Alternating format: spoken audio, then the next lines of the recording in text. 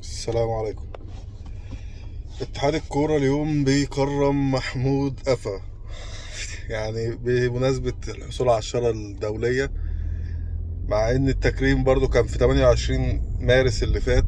كان اتحاد الكورة بيكرم الحكام اللي حصلوا على الشارة الدولية، بس كان موجود اوسكار رويز بس. لكن النهاردة عشان في مشكلة مع الاهلي ومحمود وفا، طبعا يبقى لازم يتنادى عليه وابن كفر الشيخ شغل عيال والله. عادي، شغل عيال صغيرة، مش ناس كبيرة ولا ناس مسؤولة. آه... تاني حاجة، هم بيعملوا كل دوت. اتحاد الكرة كل يوم هيعمل حاجة عشان يضايق الأهلي، عشان يحاول يجبر الأهلي على حاجة واحدة، ايه هي؟ ينسحب من الدوري، عشان يبقى جت فرصتهم. هم دلوقتي النجاة، طوق النجاة بالنسبة لهم ان الأهلي يطلع بقرار عنتري يقول لك انا انسحبت من الدوري او العب الدوري بالناشئين، وساعتها خلاص بقى تعالى ادفع غرامات وادفع مش عارف ايه لا، في 100 حل تاني للاهلي والله. يخليهم كلهم من اكبر واحد لاصغر واحد يروحوا لغايه مجلس الاداره يبوسوا ايديهم، بس بلاش حاجه تانية، يبوسوا ايديهم. زي مثلا ان انت تعلن ان انا مش هشارك في اي بطوله تحت مظله الاتحاد، اللي هي زي ايه؟ زي كاس مصر، انا مش هشارك فيها السنه الجايه. البطوله كده راحت في الوباء. كاس السوبر اللي بيتلعب في الامارات، اللي هو بيجي له رعاه على حس الاهلي كل سنه، مش شارك فيه. شوف هتعرف تسوقه، او حتى تجيب نص، الشركه الراعيه تجيب نص المبلغ اللي كانت بتسوق بيه من غير الاهلي ولا لا؟ تاني حاجه، يعني لو عايز تضربهم بقى في مقتل، انا هشارك السنه الجايه بالصف الثاني في الدوري، ومش مهتم بالدوري السنه الجايه. والله الشركات الراعيه نفسها هي اللي هتروح للاهلي تقول له لا كده انت هتخسرنا، لان الاهلي وجوده في اي مسابقه هو هيديها تقل. فهم عايزين يوجهوا الاهلي ايه؟ طب ما تاخد قرار عنتري، انسحب. لا، ما تنسحبش، انت تعرف تدوس عليهم من غير ما تنسحب.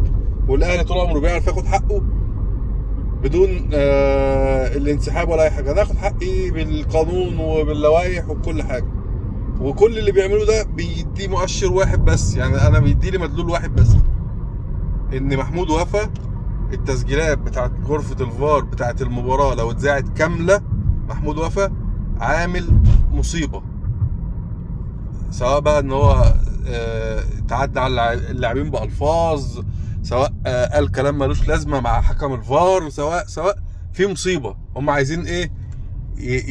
يعني يوصلوا الاهلي ان تفضل الخناقة دايرة عشان ما يسمعوش الاهلي التسجيل.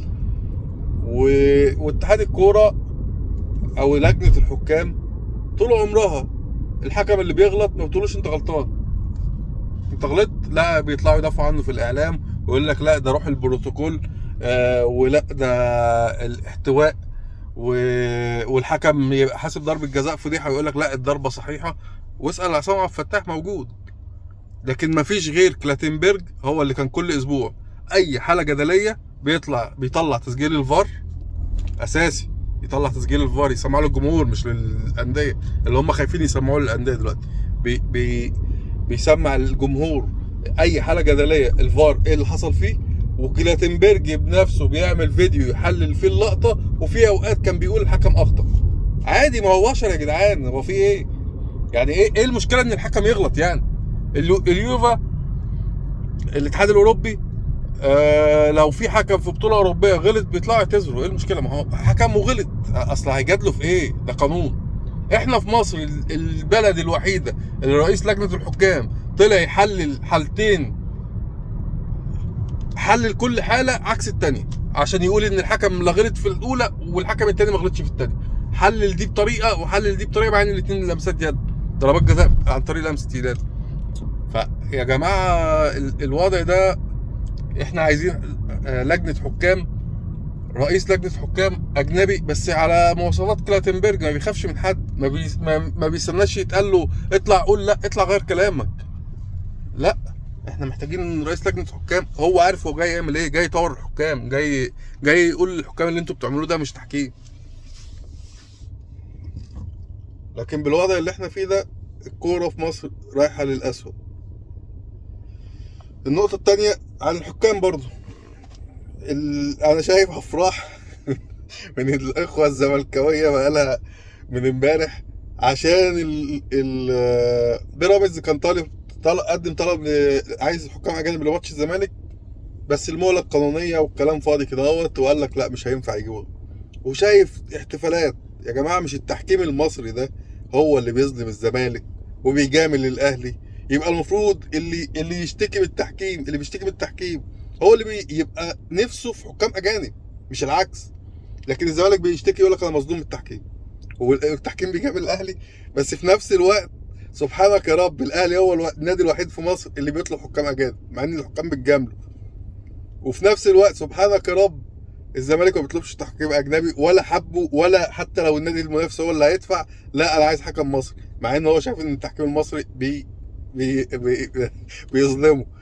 فلا تخرج الا قبل ان تقول سبحان الله على جمهور البنيله. لا ده دماغهم في البنيله فعلا والله، من اول قناتهم للاذاعه بتاعتهم لجمهورهم والسوشيال ميديا بتاعتهم كلهم والله نفس العقليه.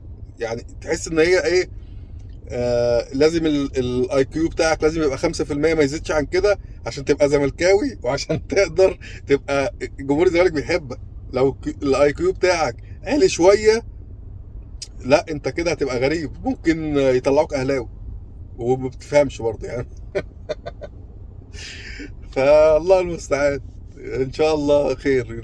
انا برضه شايف ان طول ما في فرصه ان الاهلي ياخد الدوري، احنا هنساند الاهلي وورا الفريق لغايه ما نخلص الموسم ده. وان شاء الله السنه الجايه يعني يكون الوضع مختلف مع مدرب شخصيه قويه وبيعرف يدرب، دي اهم حاجه، لان تروب ما بيعرفش يدرب. وان شاء الله اللي جاي احسن للنادي الاهلي ان شاء الله. السلام عليكم.